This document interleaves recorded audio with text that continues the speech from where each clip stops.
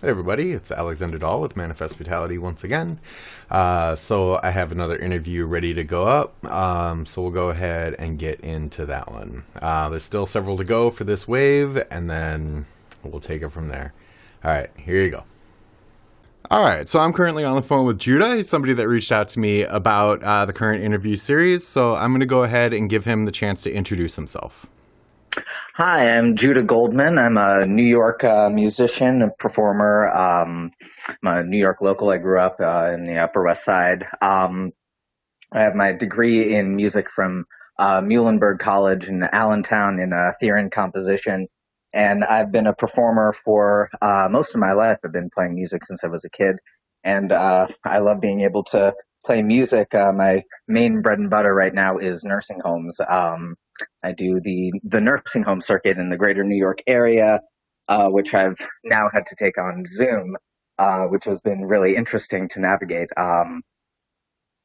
But yeah, I'm very happy to be here. I'm thrilled to be able to interview and get the word out about what I do. Awesome. So let's take a look at the beginning, as they say. When you kind of were growing up and first got introduced to music, what did you see in it that made an impact in you and set the bug that you wanted to pursue it? So I started music when I was a kid. My dad was a cellist when he was younger, so my when I was 5, he had me start on cello, which was a lot of fun, and not a lot of fun at the same time when you're a little kid schlepping this giant instrument around. But what really connected with me was I got to experience, because classical music is so expressive, it's so beautiful. I was really introduced to the beauty and the emotion that music could convey. And I came from a family of music lovers, musicians. Also, my brother, Mhm. who's the oldest, was a pianist. My sister was an opera singer. She was a trained opera singer in college. Had to stop because she hurt her voice, but uh, she she's part of what really got me into music. When she's 7 years older than me, so when we were kids, she used to teach me how to sing harmony with her. And we would sing old Simon and Garfunkel songs. And my dad was a huge folk music fan, is a huge folk music fan. Um, and so we'd sing old folk tunes that my dad had taught her. So that was part of what really interested me in music. I was like, whoa, I can create this thing with people, and it's another dimension of connecting and expression. And that's where it came from for me originally. Sure. So once you did kind of have that, first bite by it, did you look into learning an instrument? Did you just pursue, embedding your voice? So I since my dad brought me into cello when I was 5, I started on cello. So really from that point on, I was known as the cello kid. Um, Hmm. so the cello was my direct route into playing instruments. Hmm. And I didn't really sing as much when I was a kid. I was horribly shy. I had terrible stage fright Hmm. when I was a child.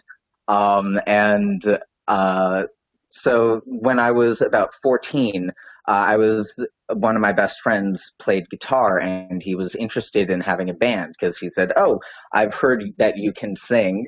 You should try singing, but there's no place in a rock band for the cello. You should learn the bass." Um, I might disagree with that one, but sure. right, right. I mean, I was 14. I didn't really know Right, better. right. So I was like, okay, sure. So I went to Guitar Center and I got a Squire precision bass. And I started playing bass. And as that developed, I found bass. It was fun to play, but I wanted to write music. So I started to learn guitar. My dad had an old nylon string guitar lying around the house, so I used to learn how to just play chords on that, and that's what started. And then I got an electric guitar, and from there it just sort of I kind of abandoned all of the outside world and just was enveloped in music. Sure. And I did extremely poorly in high school because of it. So during your teenage years, your formative years of, getting into an instrument, learning to play it, and then taking on another instrument, guitar, were you actively playing music with your friend, or did that kind of become more of like just like a pet project before you went in to establish a more conventional act? So I definitely was playing with him. We had a little group that we jokingly called ourselves Off Key. Um, and then that expanded. My cousin is a guitar player, Hmm. and she was the third member of our band. And she would come in from Long Island and play with us, and she actually gave me my first distortion pedal, which I still use. Hmm. But that was what really propelled me as wanting to do more. I was like, oh, I'm playing with these people, and then my friend and I no longer, we sort of drifted apart. We Hmm. were going to different high schools, and I started doing music on my own, and I started getting really into Pink Floyd and Red Hot Chili Peppers and Cake, and just because I grew up with all this great music. I grew up with like Leonard Cohen and Simon and Garfunkel, Hmm. Beatles, Rolling Stones, that kind of thing, James Taylor. So like there was a lot of music I knew and a lot of music I was rediscovering. And I wanted I wanted to learn every single note of every single song, and that's what I did to propel myself to that point. And then I I went to this music program in high school. There used to be this great program at Brandeis campus called Hmm. the Brandeis Institute for Music and Art. It unfortunately no longer exists. It's where I met my wife. But it's I know, classic story Uh-huh. going Yeah. off to a Jewish camp. But Yes, we all um, know that one. yeah. But that was also very formative for me. I There was a kid there who played the mandolin, and that really intrigued me. And so I bought myself a mandolin, and I started playing mandolin and ukulele and Hmm. messing around with different instruments. And then when I went off to college, I was a music major. So that introduced me to a whole different world of studying theory and studying Hmm. history and practice. And I started playing jazz in college. We had this incredible teacher. We called him the Wizard. Hmm. His name is Dr. Sorry, Dr. Ted Connor. Hmm. Um, and he was very influential in helping cultivate my musical sense, as well as my band that I play with, a group of guys that I work with mostly. We're all students of this guy, so we Hmm. call ourselves Dr. Ted and the Stone. Sure. Um, so he led the jazz ensemble, and he taught some jazz classes and world music classes, and he was, I think, with all of us, very formative in like opening our eyes to what music was, what music could be, Hmm. um, and that was really an amazing opportunity that I feel very lucky that I got to have. Awesome. So before we start talking about how you ended up in the band that you're currently in, I'm going to ask a simple question. So you definitely sound like you have good experience with a bunch of different varied string instruments. Of those that you do know, what would you say is your favorite to play and why? Hmm. That's not a very easy question. Well, it was easy to ask. it it's easy to ask. I don't know. It changes for me. I gotta say, I go through a lot of phases. So I also took organ lessons, like church organ lessons, and I play harmonica. Hmm. So every now and again, I'll just be inspired to work on one particular element. So a couple weeks ago, it was cello. Cello is, I think, because cello was my first, I always come back to it. Cello's one of my favorite instruments. It's just, it's warm. It Hmm. sounds like it's singing when it's played.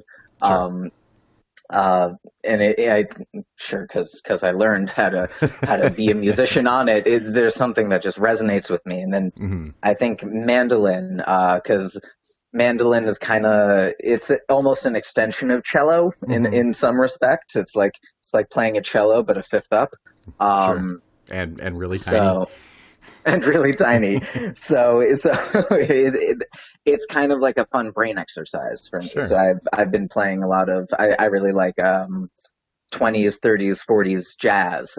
So I've been doing like mandolin things with that. Awesome. So so going back to where we were, you have all this knowledge. You've met a group of people that you want to play music with. How did you begin the process of getting them together, or you getting with them, and then the creative process of starting to create music? That's a good question. So in many respects, a lot of it comes from a friend of mine. The he's our engineer. He's a professional sound engineer, but he plays bass and guitar with us. Um, he he wanted to start something called the Blues Ensemble. He had a project where it was like make the community better with one thing that you could add. So he was like, "Oh, we don't have a blues ensemble," and he enlisted my help in creating this blues ensemble thing. And that sort of created a net because he's a very charismatic individual that created a network of people that we were playing with and meeting with and hanging out with. Hmm. And there was like the outside circle, and I started meeting friends of friends. And actually, my current songwriting partner, Hmm. when we do the majority of the writing, when he and I met, we didn't like each other very much, um, which is funny. But we just sort of, I think the thing that also connected us was Pink Floyd. We all Hmm. are Pink Floyd junkies. Sure. We would get together and just listen to Pink Floyd for hours and learn every note and play them together. Uh, three of us do these shows out in New Jersey because my songwriting partner Jose Hmm. is the music one of the musical directors for this children's theater in New Jersey. So he brings us in to do shows sometimes. That's cool. So we've done a couple Pink Floyd tunes for like house music and stuff. Hmm. Um, so that there were many little facets, and then we I had originally had this group with two other members who were in the blues ensemble with us, and we had a little 5-person group called Workhorse. And I spent my summers like all good New York Jews. I spent my summers in the Catskill Mountains, um, in one of these little shacks on a bungalow colony. Hmm. So one week in June a couple of years ago, we all got together and we recorded an album together. And we spent the week up there. And it was a lot of fun. And then I was actually I lived in Virginia because at the time after I graduated, I wasn't originally pursuing a career as a performer. I was going to school as a to get my certificate in music therapy. Okay.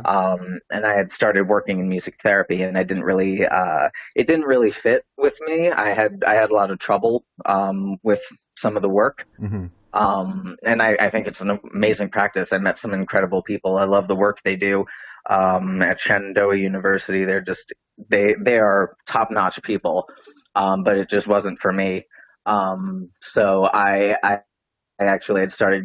I got a job working in nursing homes, Hmm. as a performer, and that was my kind of my foot in the door to the performing professionally Nice. thing. Yeah, But that's with very cool. Workhorse, yeah, with Workhorse kind of fell apart around my wedding. Two of the members um, there were some disagreements and issues, and so now we have like a 4 or 5 person group, but two of the members of the old group are no longer playing with us. Um, but that happens. Yeah, that does happen. Yeah, unfortunately, but we've been using Dr. Ted and the Stone for what we could until COVID, and that kind of derailed a lot of stuff, but it gave me Yeah. time to work. Yeah, it's hard to get people together and record or get out and play shows. Well, yeah, all this stuff's going Right. on. So, during the time that you've been working on music, what are a couple really prominent moments that stand out to you? So I would say playing with a variety of ensembles and really challenging myself was something that really gave me opportunities like that stood out. And one was this jazz ensemble with our wizard, Dr. Connor. Hmm. Um, uh, he came in one day and he sat down and he just very calmly said, "Okay, guys, I want you to play blue for me. Just the color blue, relaxing blue." And he was just like, "Okay, an A minor and go." And Okay. that and he just like let the band sort of lead itself, and it like started off with piano and guitar and bass came in, and it was a really interesting experience. And we it because his whole thing was he wanted everybody to be listening to everybody all the time. Sure. Um, so that was really really fun, and really formative for me Hmm. to be like, oh, so that's how you do it. You hear this little motif, doo doo doo, and then you can copy that and play it either alternating or in succession Hmm. with another part, or like you can sit back and if you feel a texture that you can create over something else, you can do that. And it was really interesting. That was definitely one of the good positive experiences. I would say I've had my fair share of negative experiences.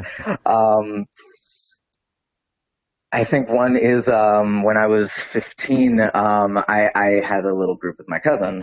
It was just the two of us. We did like a little folk duo, Hmm. and I lost my voice. And I was 15. I didn't understand, like, oh, you're supposed to warm up. You're supposed to do this and that to, like, take care of your voice. So Hmm. it was just a disaster of a show. Oh no, that was live. Everything. Yeah, it was a live show, and it was pretty bad. Um, but it was a learning experience. Yeah, definitely. Yeah, so that definitely those are things that stuck with me. For sure. So, what are some links where people can check out what you're working on and listen to the music you're making? Yeah, so you can follow me on all social media, Facebook, Instagram. Those are the only two I use because I don't understand TikTok. But it's just Judah S. Goldman, Judah with an H. Judah S. Goldman Music on Facebook. And then I have my website is judahsgoldmanmusic.com, all one word. Mhm. And I'm on Spotify and iTunes, and I just recently, back in October, I finished recording an album that was my big quarantine project. Was I had a lot of time on my hands, so my wife's a teacher, so she was teaching online, and I locked myself in our room and I recorded a 14-track album that's now on Spotify and iTunes Nice. and on my website. Awesome. Very cool. So, what I like to do is I like to give the person I'm interviewing, like, essentially the last word. So, a message that you want to put out that you feel you're connected with and want to share. Okay, cool. I guess my last word is keep music alive and always promote the arts. And I hope everybody is staying safe and that one day we'll all be back playing gigs and being together again, and yeah, just hoping for the future.